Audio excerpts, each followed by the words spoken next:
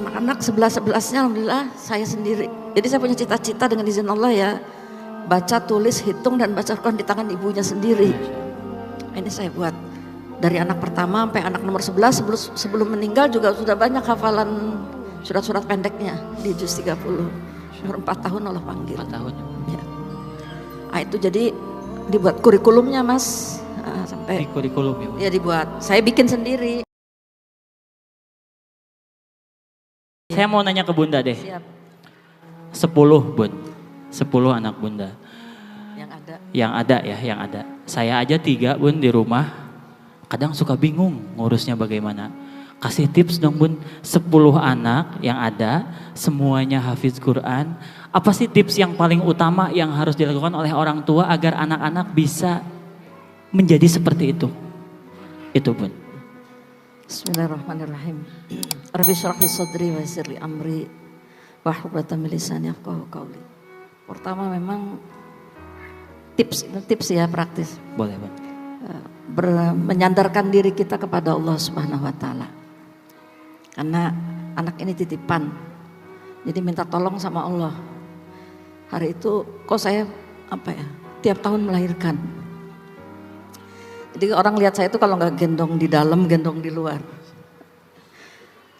Anak yang paling dekat umurnya itu nomor 1, nomor 2, nama nomor 6 dengan nomor 7 dengan nomor 8. Nah alhamdulillah keempat-empatnya sudah selesai 30 juz dan ya secara umum Allah beri karunia berprestasi. Yang kedua, memang harus kerjasama dengan suami, ini penting. Alhamdulillah ada bapak dan ibu di sini hadir.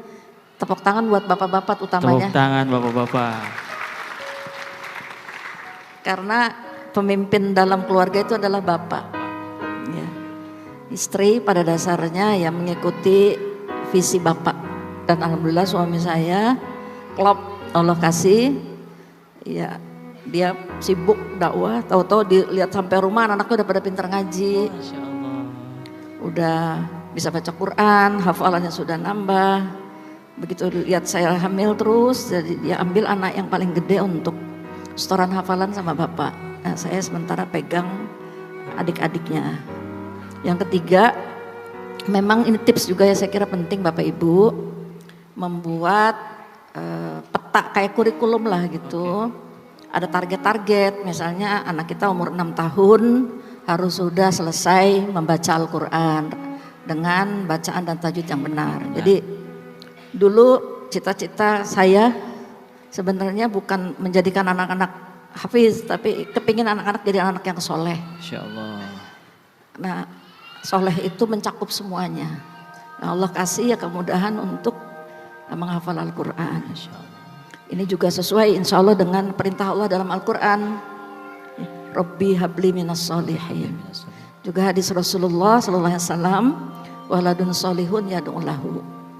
Jadi yang diminta oleh Allah kepada kita bagaimana mendidik anak-anak menjadi anak yang soleh.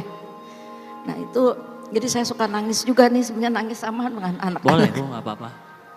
Kalau nangis saya itu kalau anak-anak udah di atas 7 tahun, saya takut mereka gak bisa baca Quran. Masya Allah. Jadi saya sampai, yang ini keempat ya, janji saya kepada Allah. Pokoknya gimana, jangan sampai anak-anak bisa baca Quran di tangan orang lain. Anak-anak 11-11-nya alhamdulillah saya sendiri. Jadi saya punya cita-cita dengan izin Allah ya, baca, tulis, hitung dan baca Quran di tangan ibunya sendiri.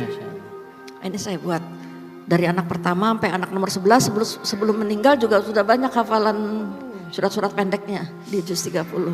Umur 4 tahun Allah panggil. 4 tahun ya. Nah, itu jadi dibuat kurikulumnya Mas. Sampai di kurikulum ya Bu. Ya dibuat. Saya bikin sendiri. Tantangannya ada sih. Nah ini nggak sendirian ya, sama suami, sama keluarga besar. Tapi memang harus istiqomah. Istiqomah. Itu yang kelima, kita harus konsisten. Kenapa bisa konsisten? Saya kira ini juga hadiah dari Allah Subhanahu wa taala, hidayah. Dan tiba-tiba ada perasaan takut kalau saya tiba-tiba Allah panggil anak-anak saya belum bisa baca Quran. Karena Al-Quran itu penting sekali dalam kehidupan kita. Ya alhamdulillah kemudian Allah buka pintu-pintu lainnya. Saya kira ini insya Allah. Masya Allah. Boleh tepuk tangan sekali lagi, itu luar biasa. Saya kayak ngerasa ngobrol sama ibu saya sendiri, maaf ya Mas ya. Soalnya saya juga kalau ngobrol sama ibu kayak gini. Tapi memang tips-tips ini, wah super semua Kak Danu. Banget. Alhamdulillah. Bagaimana? Belum tentu bisa ngelakuinnya juga nih. Tapi tadi jadi motivasi juga buat saya di rumah nanti. Bang Ari juga gitu ya? Iya, Punya 3 aja Bang Ari ya? 3 betul. Tapi nggak sulung semua sih. Saya juga tadi bercanda kok. Oh, bercanda. Bercanda. Jadi jadi keluarga itu ternyata memang bisa dijadikan sebuah tim. Betul. Gimana caranya bisa bersama-sama saling kerjasama ya Bu ya. Iya. Saling bantu-membantu gitu. Yang udah bisa ngajarin adiknya gitu mungkin ya Bu ya. Iya, saya buat seperti itu. Jadi anak-anak jarang keluar rumah. Masya Allah. Saya bikin anak nomor 1 bertanggung jawab dengan anak yang nomor 9. Oh iya. Anak yang nomor 2 bertanggung jawab terhadap anak yang nomor 10. Jadi tingkat kesulitan yang paling tinggi dipegang oleh anak yang paling besar. Masya Allah. Sampai sekarang jadi masih ikatan saudara itu. Alhamdulillah. Jadi tidak hanya sekedar hubungan saudara damia ya, nah, tapi juga hubungan-hubungan ideologis. Nah, ini saya bilang ini kelak akan menjadi saksi nanti di hadapan Allah bahwa tugas ibu dan bapak sudah ibu tunaikan.